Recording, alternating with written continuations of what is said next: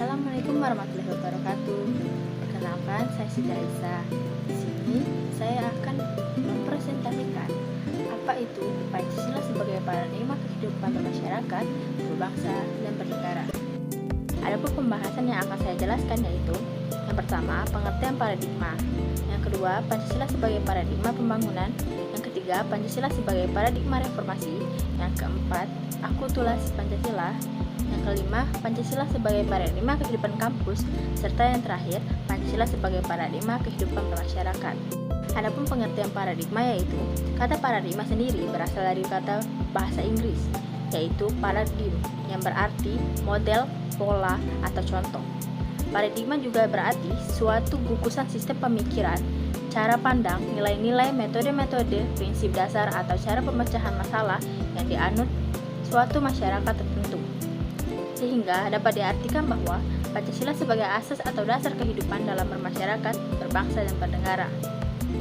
Pancasila sebagai paradigma pembangunan. Secara filosofis dapat dikatakan bahwa dalam melaksanakan pembangunan nasional harus berdasarkan Pancasila. Pembangunan nasional harus meliputi aspek jiwa dan aspek raga. Aspek-aspek ini dijabarkan melalui pembangunan dalam berbagai bidang, yaitu berupa bidang politik, ekonomi, hukum, pendidikan, sosial budaya, iptek, dan agama. Nilai dasar Pancasila dikembangkan menurut hakikat manusia yang menurut Pancasila adalah manusia monopluralis. Ciri-cirinya yaitu berupa: pertama, susunan kodrat manusia terdiri atas jiwa dan raga. Yang kedua, sifat kodrat manusia sebagai individu sekaligus sosial. Yang ketiga, kedudukan kodrat manusia sebagai makhluk pribadi dan makhluk Tuhan. Adapun contoh Pancasila sebagai paradigma pembangunan nasional di bidang ekonomi, yaitu yang pertama, sistem ekonomi kerakyatan. Yang kedua, ekonomi berdasar dengan asas kekeluargaan. Contoh Pancasila sebagai paradigma pembangunan nasional di bidang sosial budaya yaitu yang pertama, pengembangan sikap toleransi dan tenggang rasa. Yang kedua, paradigma pembangunan berkelanjutan. Yang ketiga, sistem pembangunan yang berkesinambungan di setiap tingkat. Pancasila sebagai paradigma reformasi, yaitu di mana apabila terjadi suatu perubahan ke depannya, maka asumsi-asumsi dasar atau nilai-nilai yang mendukung perubahan tersebut haruslah selalu berdasarkan pada Pancasila. Aktualisasi Pancasila. Aktualisasi Pancasila dapat dibedakan menjadi dua macam, yaitu aktualisasi Pancasila objektif dan aktualisasi Pancasila subjektif. Pancasila sebagai paradigma kehidupan kampus. Yang pertama, tridharma perguruan tinggi. Kedua, budaya akademik. Yang ketiga, kampus sebagai moral force.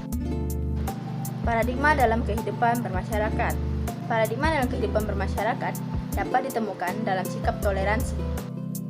Baiklah, adapun kesimpulan dari presentasi yang saya jelaskan sebelumnya, yaitu Pancasila bukan hanya sebagai simbol negara, tetapi merupakan suatu pedoman kehidupan yang sangat relevan untuk negara Indonesia.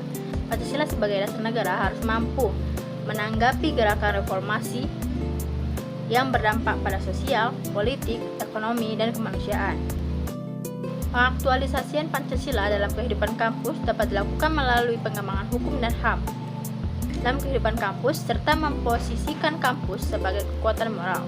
Adapun saran dari presentasi tersebut yaitu kita sebagai mahasiswa hendaklah mengamalkan Pancasila sebagai bagian dari kehidupan bermasyarakat, berbangsa, serta bernegara. Karena di dalam nilai-nilai Pancasila banyak mengandung butir-butir keluhuran bangsa Indonesia. Baiklah, sekian presentasi dari saya. Saya mohon maaf jika terdapat kesalahan kata. Assalamualaikum warahmatullahi wabarakatuh.